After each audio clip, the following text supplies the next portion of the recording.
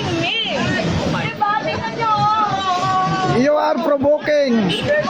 You are provoking, miss. Lalo na sa gabi. Kasi sa gabi lagi ang krimen eh. Natural. Hindi ka tulad dati, panahon ni Duterte. Talagang safe. Dati pag ninakawan ka, pag in-snatchan ka, snatch lang. Nakaw lang. Hold up lang. Totoo, dati? Oo. Ngayon, hindi na. Nag-upgrade na rin. Hindi ko alam kung umatin ng mga seminar to mga to eh. Imbestigahan nyo ng husto, bigay nyo lahat. Pero, Tapos, ako naman, 10 ng aming mga kasama na ngayon ay nasa minority, imbestigahan naman namin ang flood control. Issue na bayan ating pagsapan. magandang umaga, hapon o gabi sa inyo lahat sa issue ng bayan ating pag-usapan. Simulan na natin ito mga kayon. Pero bago ang lahat, syempre palambig lang ha. Paki-subscribe itong channel natin kung hindi pa kayo nakasubscribe at paki-click na rin yung bell icon. Tapos, paki-like and share yung video natin para naman sa algorithm natin. Ha? Maraming salamat sa lahat na mag-e-effort na gawin, mag-subscribe. Ito na yung mga issue ng bayan na kailangan natin pag-usapan at marami akong itatalakay sa inyo. Simulan na natin dito. Ay, nako, Diyos ko. Okay, etong babaeng to, eto si Mima Alicia. So, medyo maingay din to. Malakas sa YouTube, sa Facebook, sa SOCMED. Malakas din tong babaeng to. Ang latest, as of now, as of today, nakikita ko nagsisirculate na sa social media, namayapa na po itong si Mima Alicia. May mga nag-post ako dyan sa community, may mga nagtatanong kung totoo. Totoo po. Na-confirm ko na din sa mga kaibigan ko na mga vlogger din sa kabila. Meron din sa kabila at kinonfirm nga nila. So, hindi ko lang masyadong na-confirm. Meron kasing iba na sabi sa loob ng bahay sa Caloocan, binaril. So, parang dito ata eh. So, may mga video naman dyan. May mga video naman dyan at yun. So, hindi talaga maiwasan na maraming maghaha-react sa ibang platform ng social media. Wala ganun talaga eh. Di ba? Hindi naman natin syempre mapipilit ang lahat. Naglagay na rin ako eh. To tell you honestly, nag-post din ako nito sa SOCMED ko.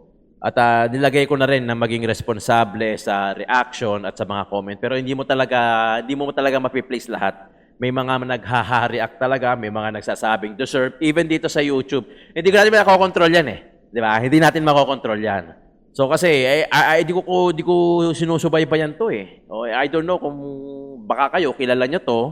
O I'm sure yung mga nag-react, yung mga nagsabi ng well-deserved, siguro baka kilala nila tong babae na to. Si Mima Alicia, condolence na lang sa pamilya mo. Kung di ko kita kilala, di ko to, pero binabalita ko lang sa inyo, pero minsan na rin itong binira si Isko Moreno nung 2025 national election. So hindi ko siya ganun kakilala. Hindi ko naman naririnig ko lang yung pangalan, napapanood ko din, dumadaan din sa news feed ko. At yun, condolence na lang sa iyo, ha? Ganun talaga. Mga kayon, eto lang, sa totoo yung babae, yung politiko, na kahit na ini-impeach, talagang patuloy pa rin ang pagtaas ng rating. Hindi ko talaga maintindihan, social weather station na yan, ha? Wala na ako magagawa. Totoo naman eh. Di ba? Huwag na tayong lumayo. Alam ko naman siguro, kaya kayo nagbablog sa kabila, hindi ko alam kung may nakukuha kayo o may napapala kayo dyan. Pero gaya na sinasabi ko palagi dito mga kayon, masarap magtrabaho pag alam mo ang politikong ipinagtatanggol mo, alam mong matino. Well, hindi ko sinabing perpekto. Lahat naman yan hindi perpekto, maniwala kayo sa akin. Huwag na tayo magplastikan dito. Dito sa Jomalon TV, hindi uso plastikan. Lahat naman yan, may kagaguhan din. Lahat naman ng politiko, may mga itinatago din. Huwag na tayo magplastikan. Hindi yan perpekto. Kahit sino sa mga yan, kahit even BP Inday Sara o yung mga Duterte, hindi naman perpekto yan eh.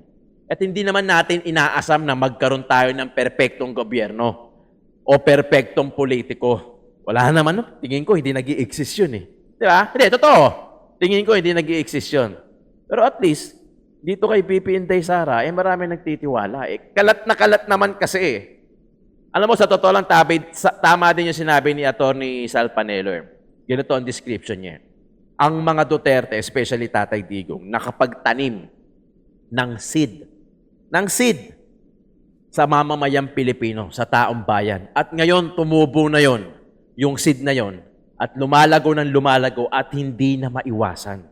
Kahit na ini-impeach, patuloy pa rin ang pagtaas ng survey. Habang si Bongbong Marcos naman, patuloy at patuloy pa rin ang lagapak ng survey. Anong gagawin natin? Ang totoong pangyayari at totoong expectation at ang unang nakakaramdam, yung mga tao sa baba, yung mga tao sa laylayan, yung mga tao na nandoon sa baba, yung mga talagang tunay nakakaranas, yung mga araw-araw lumalabas, yung mga araw-araw nakikipagsagupa sa hamon ng buhay, mas ramdam nila yan. Yung mga nagko-commute, kasi kayo, yung iba, yung mga politiko mayayaman, hindi naman nagko-commute yan. May sasakyan yan, nakatila sa mga exclusive villages yan, exclusive na subdivisions yan, na kung saan may mga gwardya. So yung nasasala nila na hindi sila papasukin ng mga masasamang loob. Dahil may mga gwardya yan sa labas, hindi lang isa, dalawa, may mga nagro-ronda pa yan. Diba? Executive yung village niyan. Bawal-bawal yung sa mga vicinity niyan, hindi pa pwede yung mga nakahubad, yung mga naglalakad. Subukan mong patirayin sa tondo yan eh. O kaya sa mga depressed area eh, sa mga squatter baka hindi tumagal yung mga yan. Di ba? Sila tayo una nakakaramdam eh. Di ba? Tayo ang tunay na survey. Tayo ang tunay na resulta ng survey na yan. Kaya siguro mataas si VP Inday Sara, talagang nasa kanya yung tiwala ngayon eh. Saka naman nakakita, ini-impeach na, ganyan pa ang resulta. Di ba? O, panoorin natin to. Simulan na natin dito. Kasi yung hawak mo na yan, no? Ayan yung Mima Alicia, yung nakaitim. Yan, no? Kita mo yan.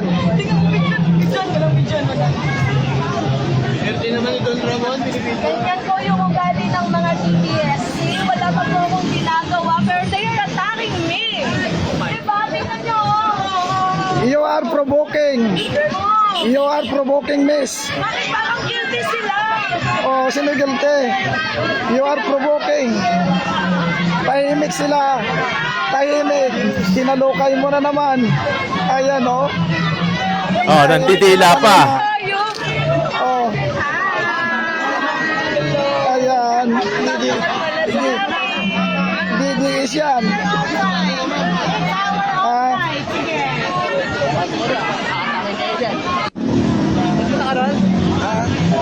Saan?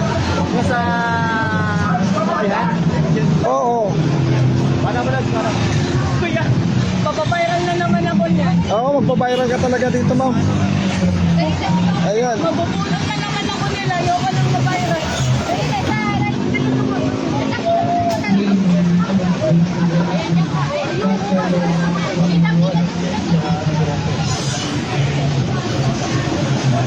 Naghanap ako ng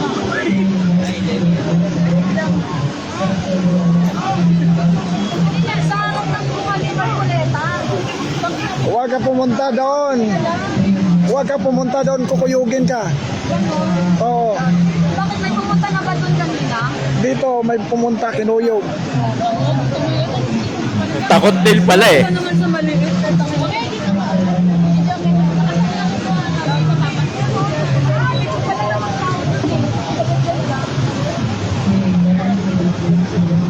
Ito yung dalawang MM.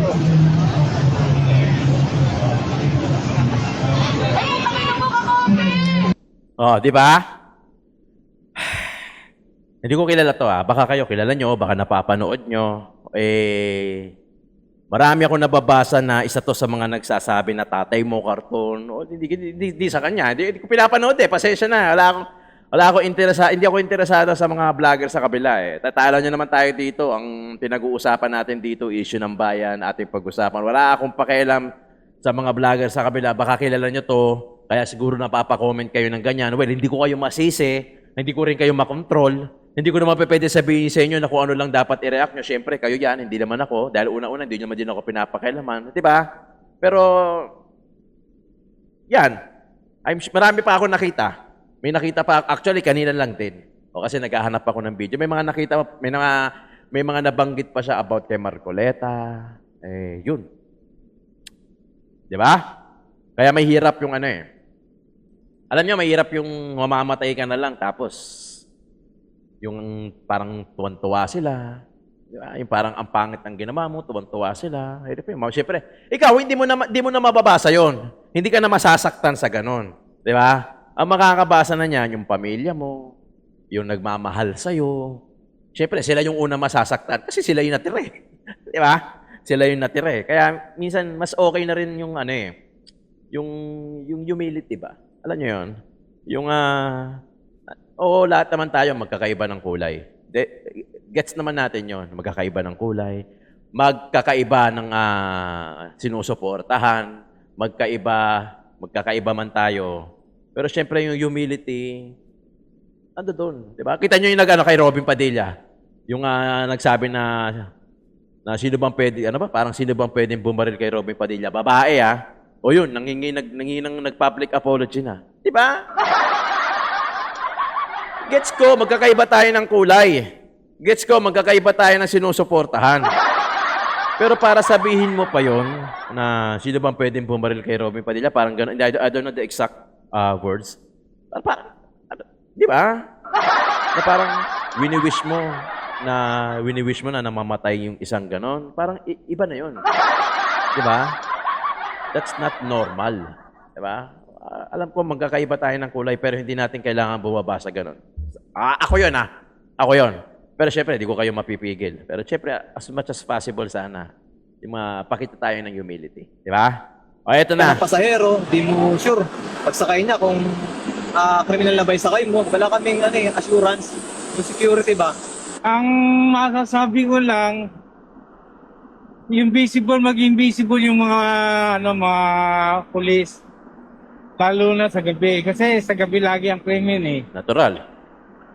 Hindi ka tulad dati, panahon ni Duterte. Talagang safe. Pero ngayon wala. Hindi nila safe. Walang safety ngayon. Anong pag-iingat ngayon? Di ba?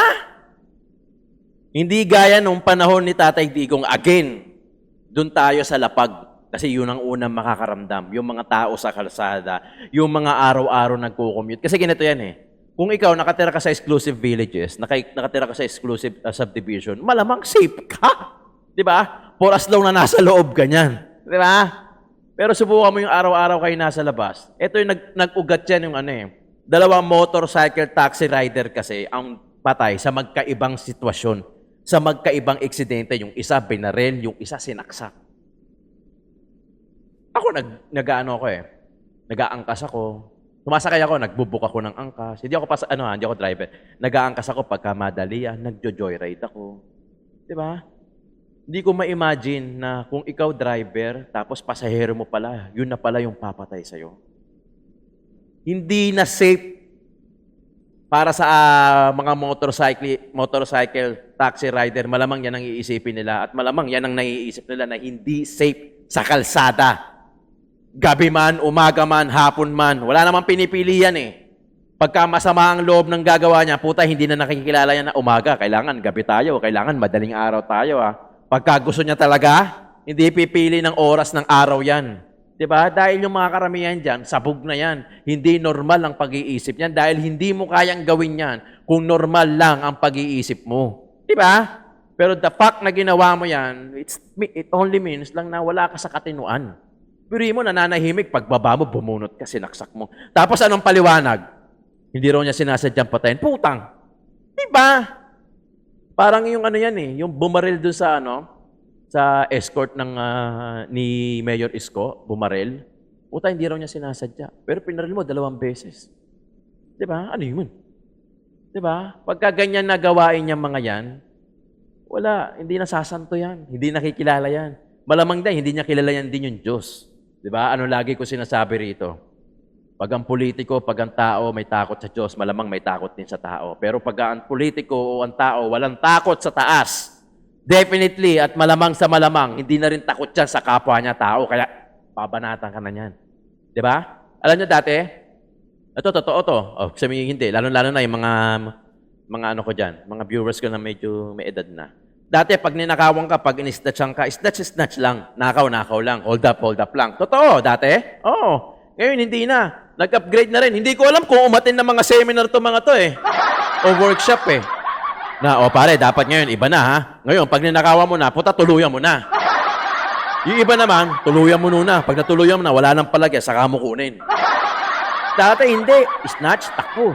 Hold up, takbo. Nakaw, hablot na sombrero, yung mga ganito, na mga original, yung mga tagi 1,000, malaki pa value ng 1,000 nun, pagka-hablot, takbo.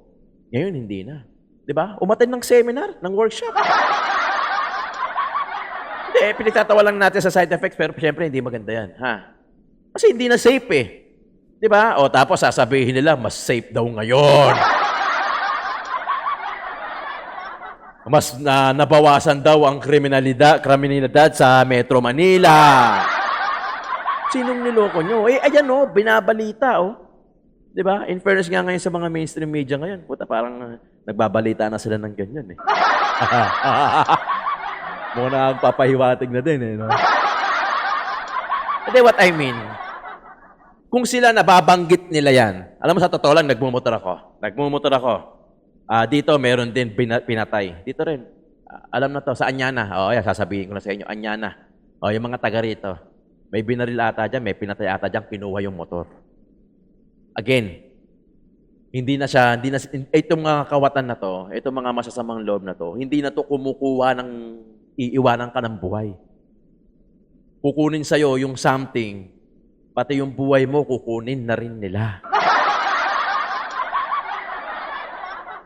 Ngayon, sasabihin nyo, safe sa Pinas, bumaba ang kriminalidad. Saan banda? Sa paniniwala ninyo. Pero sa paniniwala ng mga araw-araw na nasa labas na nakikipaglaban, lalo sa totoo lang, 8:00, hindi na ako lumalabas eh. Oo. Bahay-bahay. Hindi na ako lumalabas. Puta, huwag nyo na isakripisyo yan. Huwag nyo na, maniwala kayo. Kahit na sabihin yung kahit saan lugar kayo, huwag nyo na isakripisyo lumabas na madaling araw. Maghanap na lang kayo ng tutuluyan, hindi na baling gumasos kayo. Mag-hotel kayo, mag-check-in kayo, kinabukasan na kayo umuwi, makitulog kayo sa mga kamag-anak nyo, kaysa yung isasakripisyo nyo na kailangan kayong umuwi. Ang problema kasi kung walang siyempre, di natin masisi. Yung iba, uuwi at uuwi talaga eh. Yeah? Para lang doon sa may mga extra budget yun na, puta, gabi na, may pera pa naman ako dito, maki-check-in na lang ako. Para doon sa mga wala, patay. Di ba? Siyempre, no choice, uuwi. Madaling araw, gabing-gabi, madaling araw, o siyempre, pales ng pales yung safety nest niyan. Pabawasan ng pabawas. See? Kung sila nakakapagsalita ng ganyan na hindi na safe, hindi kagaya ng panahon ni Tatay Digong, ano pa iba? Dalawa pa lang yun, ha? Dalawa pa lang yun na interview na yun. Pero siyempre, I'm sure, lahat ng mga motorcycle taxi rider niya, kung nyo sabihin safe, hindi kayo kinakabahan. Lalong-lalo na yung mga pamilya. Diba? Ano yung nakalagay sa helmet? Buntis ang asawa ko. Huwag niyo po akong saktan. Ang cheap nun. Pero kung tutuusin, hindi na dapat ginagawa ng mga motorcycle taxi rider yun, pero ginagawa nila. Nakikiusap sila, nakalagay sa helmet, may note, buntis po ang asawa ko, huwag niyo po akong saktan. Di ba kung tutuusin, cheap yun? Di ba? Na dapat hindi na ginagawa yun ng mga motorcycle taxi rider. Taxi driver. O rider pala, tama. Di ba? Kasi dapat sinisecure ng gobyerno na to na yung kriminalidad masagupa. Alam nyo kasi ginato yan eh. Nakadrugs yan. Puta, wag tayo magplastikan dito. Hindi kayang gawin ng normal na tao yan na hindi nakadrugs. So anong problema? Drugs pa din. Kaya nga galit na galit dyan si Tatay Digong. Kasi yung drugs, maraming pwedeng puntahan yan. Maraming pwedeng iresulta yan. Pwede kang maging manyakis dyan, maging rapist ka dyan, pwede kang maging killer dyan, mamamatay tao ka dyan, pwede kang sabog ka lang, o kaya pwede kang, dito lang ako, gumagamit lang ako. O sa umpisa, gumagamit ka lang. Pero pagka nagganap ka na ng ibang trip, mang-hold up ka na. Di ba lagi ko binabanggit dito sa inyo, yung ladderize, from patikim-tikim hanggang sa professional, drug user o drug pusher. Di ba? Sinabi ko na sa inyo, kinuwento ko na sa inyo kung paano nagsimula yan, nang simula sa patikim-tikim. Marami na akong kaibigan dahil lumaki ako sa isang lugar. Huwag na natin sabihin yung lugar. O sige, sabihin natin sa Tondo. Total, hindi naman palagi ganyan sa Tondo eh. Di ba? In fairness naman sa Tondo. Noon. Hindi ko sinasabing ngayon. Lumaki ako sa panahon, sa Tondo, na ilan yung kaibigan kong nakita ko na nalulung sa droga. Merong isa na baliw. Tumatakbo, madaling araw, puta, alam to ng mga taga-barangay 49. Di ba? Magaling mag-basketball, tumatakbo, madaling araw, nakaubot-tubad. Hanggang sa wala na. Nasira na ulo. Meron ako iba, nagda-drugs, di ba? Tapos pupunta ng Divisoria, puta, alam nila to. Mananapak, mangtitrip, mananapak, random. Di ba? Tikim pa lang yan, ha? Hindi ko na nasubaybayan yon. Kung anong kinahinat-nat na nila. Kung naging user lang sila, o naging pusher sila, o naging hold up na sila, o ano. Kasi time na yun, umalis na rin ako sa sa Tondo. Lumipat na kami. Di ba? Yun ang ibig sabihin. Di ba? Na maraming pwedeng puntahan na nagsimula ka lang sa patikim-tikim. Yung mga nanaksak na yan, puta, huwag nyo sabihin matinong pag-iisip niyan. Dahil hindi kayang gawin ng matino. Huwag na tayo magtalo rito. Di ba? Gawin yung santo yan. Yan yung sinasabi ni Tatay Digong. Your concern is human rights. Ang sabi ni Tatay Digong, my concern is human lives. Di ba? Bakit ngayon? Ang tatahimik ni Larissa. Ayan, pinatay. Gawin yung santo. Sama nyo kay Sino yun? Yung gusto nilang gawing santo, yung may rebulto, isama nyo yan dyan. Pati yung pumatay doon sa, yung bumaril. Total, mahilig kayo sa ganyan Yung protektahan. Protektahan nyo na yan. Ang panahon ngayon, ang namamatay ngayon, biktima. Hindi gaya nung yung panahon ni Tatay Digong, maraming paraan para pwede kang patayin. Totoo. Di ba? Totoo. Putya, ang gusto nyong ibtira, yung mga yung mga masasamang loob, tapos yung mga biktima, yun ang gusto nyong mamatay. Nakakaano yun, ha? Attorney Powa, naunawaan po namin ang limitasyon, sa usaping legal dito po sa ating panayam. Nag-iingat kayo ng sobra kasi baka magamit din po ito against the defense, We sincerely understand that. Pero unahin ko lang ang katanungan. Kahapon po marami ang namangha, sa inyo pong oration na wala kayong binabasa. Yan ho ba'y talagang minimorya nyo? Ako, maraming salamat po, Manong Pedro, nagpapasalamat din ako dun sa mga sumusuporta sa atin. Partly, siyempre, kailangan merong structure sa utak natin kung ano yung takbo ng arguments natin, But medyo, po kasi ako, talagang, I'm not saying na pangit nagbabasa or mas magandang nagbabasa. Humble pa rin, Because, each lawyer has his or her own style. Pero Humble pa din. Sa akin, I really easily get distracted pag meron akong nakahanda. Dahil pag may nakahanda, I tend to look. Tapos, alam niyo na, pag na-distract ka, hindi mo na alam kung nasan ka. Hahanapin mo pa kung saan ka huling tumigil. So, parang yan lang po talaga yung preference ko na I have a structure in my head and then I'll just try to say it coherently. Kumbaga, kanya-kanya pong estilo to, kung saan ka komportable. At kahapon nga po, with all due respect, sa lahat ng panig, you are able to deliver it, very convincingly. And kahit na po malumanay, yung pong mensahe ay strong pa din. Alright, so... Salamat po. Salamat po, Manong Ted. Mga kapatid, patuloy po kayong tumutok sa 105.9 True FM para sa totoong balita, impormasyon, music, and entertainment. Mag-subscribe sa aming... Okay. Nung isang araw kasi, to sobra yung pinamalas ni Michael Powa. Alam ko naman, syempre, sa part nila. Siguro, humble lang talaga si Attorney Mike, si Attorney Powa. Pero talagang kinain niya ng buhay si Attorney Chel. Ay, si Chel Jokno. Habang si Chel, ang daming hawak na binabasa na kupamban, etong si Powa, si Attorney, wala. Parang teacher na nagtuturo na alam ko to, subject matter ko tong tinuturo ko. Ganun Well, ibig sabihin, talagang ni-review, nasa puso nila yung binabanggit niya, kaya kahit nakapikit. Ito yung sinasabi nila na pag alam mo yung sinasabi mo, naiintindihan mo, nasa puso mo, nasa utak mo, kahit pumikit ka, alam mo kung saan magsisimula at alam mo kung paano mo siya i-deliver. Totoo. Naging teacher ako Alam ko yan. Pagka psychology ang pinag-uusapan, subject matter ko yan. Kahit nakapikit ako, kaya ko ituro sa'yo mula doon sa simula hanggang sa mga teorya, mga school of thought niyan, yung mga psychologists, kaya ko ituro. Kasi subject matter ko yun. Pinag-aralan ko yun. Well, Sila, attorney po, sila attorney Sheila Season, malamang ganyan din. Di ba? Napag-aralan nila, yung kliyente nila si BP. Di ba? Ang ibig sabihin, nasa puso nila. Di ba? While habang si Chel Jokno naman, panayan tingin sa, hindi ko naman sinasabing hindi nila kabisado, hindi sila magaling. Pero doon sa pagkakataon na yun, at least nakita natin, si Atty. Michael Poe ay nasa puso niya at alam niya kung paano niya i-deliver. Malamang napag-aralan din niya kung paano niya i-deliver at nakita natin yung husay. Hindi mo mapapwedeng hindi magiging mahusay ang ganyan pagka wala ng tingin, kahit nakapikit, kaya niya ipaliwanag. Kahit saan nga umanggulo di ba? Kuwang-kuwa pa rin niya di ba? Yun ang di ba? Yun ang talagang totoong magaling, Atty. Poe. Ito, si Alan, Senator. Praise God.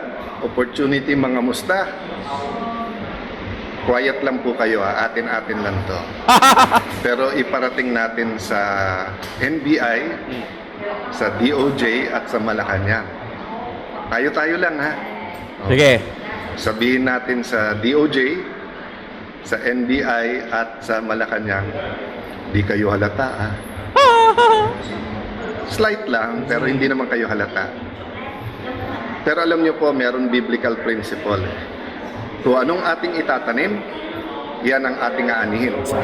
At sabi parati ng ating mga kababayan ay sana all.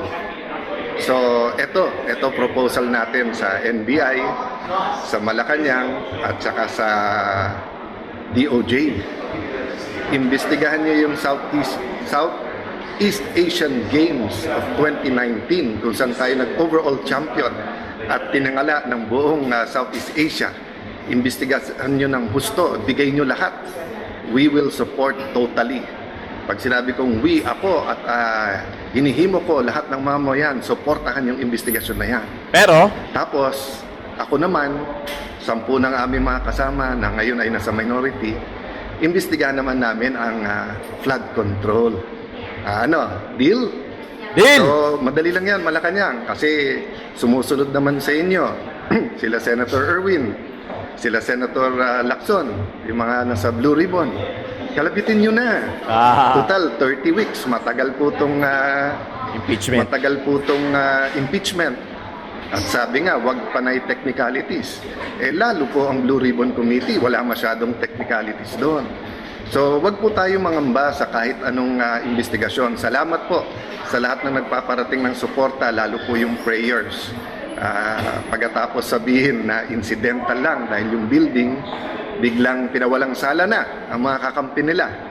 Tapos sinabi ng DOJ, tama yung investigasyon na yan. Tapos ang Malacanang, naimbestigahan na daw yung sekretary nila, pero ako daw, hindi pa. Okay lang. Imbestigahan natin lahat. Pero hindi naman siguro bad words ang flood control. Ang bad words ay cover up. So, tamang-tama, magsosona na ulit. Bigyan natin ng pwedeng pag-usapan ang ating Pangulo na tunay na mga pangyayari. May list na kami ng mga witnesses na mga matitibay, yung iba nasabi na in public. So, supportan natin lahat. All-out investigation, katotohanan, para magbago na yung ating bayan. Correct. God bless you all. Diba? Huwag masyadong halata. Pero this time, talagang halatang halata Kasalawan mo na naman to, Rich. Sometimes, Diba? Hindi. Inimbestigahan kasi si Alan doon sa 2019 kung saan na nag-champion ng Pilipinas at tinangala. Pero hanggang ngayon, wala pa rin schedule ang flood control issue. Kaya yun yung hamon ni Senator Peter Cayetano. Okay, fine. Imbestigahan yung 2019 na kung saan tayo nag-champion. Pero imbestigahan din yung flood control. Wala, kinalimutan yun Ang linaw. Ewan ko. Wala bang nakakakita? Hindi ba nila nakikita? O talagang ayaw lang nila tignan yung mga nangyayari? Sobrang obvious. Huwag masyadong halata. Nagiging subjective na, piling-pili na. Tapos ikukulong si Alan Cayetano. Pilit nilang babawasan yung 2/3. Sobra Diba? Alam nilang dehado sila. Pucha, tinam nyo nga, oh. Ang taas ng rating ni Sara. Di ba? Tapos sa mga lapag sa mga survey, Duterte pa rin ang pinipili. Hindi kayo sasapat. Actually, hindi kayo lalapit. Yung score ninyo, hindi lalapit kay BP Inday. Kahit i-convict nyo yan. Pag kinonvict nyo yan, may 2 Duterte pa na lalaki na baka magsisi pa kayo pag kayang palalo. Sana, baka saka sinabi nyo, sana si BP Inday na lang pala. Kasi si BP Inday Sara, babae pa rin yan. Diba? Ay, hindi ko sinasabing kung baka lumambot ang puso niya. Pero syempre, babae pa rin yan. Pero yung dalawa, baka magtaka kayo, ang focus nyo kay BP Inday Sara. Baka doon sa 2 Duterte, talagang tumiklop na kayo. Again, mga kayon, sana gising kayo. Yung mga except my viewers, except my regular viewers. Kayo mga makakapanood nito, i-share nyo tong video natin. Alam ko, hindi kayo tanga. Alam ko, gising kayo. Pero sana nakikita nyo yung difference kung paano nila, di ba? Kung paano nila baluktutin, kung paano nila idehado to. Tapos sila, lamadong-lamado. Lahat ng pupunta sa kabila, safe. Tapos pagka salungat ka, even kami, mga vloggers, even mga politician, even na nasa kabilang site, lahat delikado lagi. Lahat pwedeng may kasuhan, lahat pwedeng may patahimikin. So ano yung ginagawa ninyo? Do you think patas yun? Na kahit tignan natin sa preamble? Di ba? Okay mga kayon, yan lang po na for today. Joe Malone TV, Issue ng Bayan, ating pag-usapan.